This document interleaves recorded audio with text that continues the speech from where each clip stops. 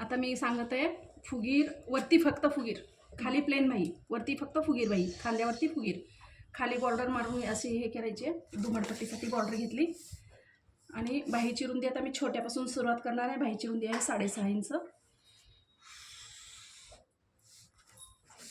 रुंदी 6.5 इंच आहे, उंची आहे 9 इंच,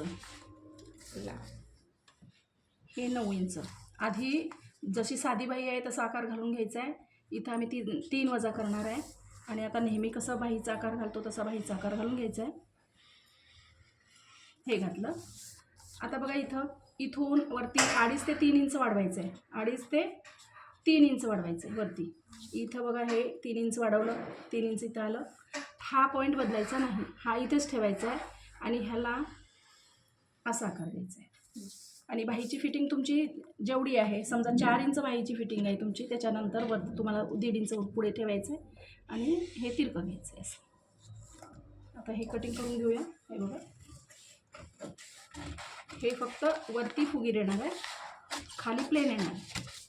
ही दुमडपट्टी आहे, ही दुमडपट्टी दुमडायला जाणार आहे आणि हे वरचं जे आहे हे सगळं सुने येणार आहेत असे फुगीर.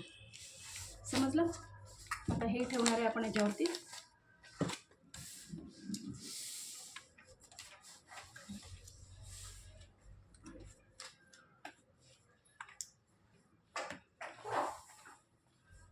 हे आपण घेऊया.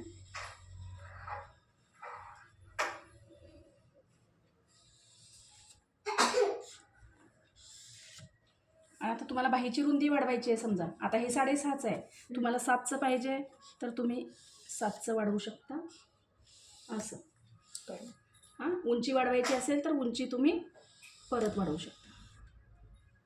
खालून उंची वाढवायची असेल तर खालून पण वाढवू शकता तुम्ही. म्हणजे ह्याच्यामध्ये थोडंफार तुम्हाला ॲडजस्ट करता यायला पाहिजे.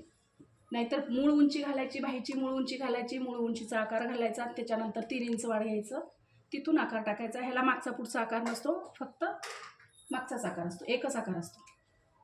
समजलं?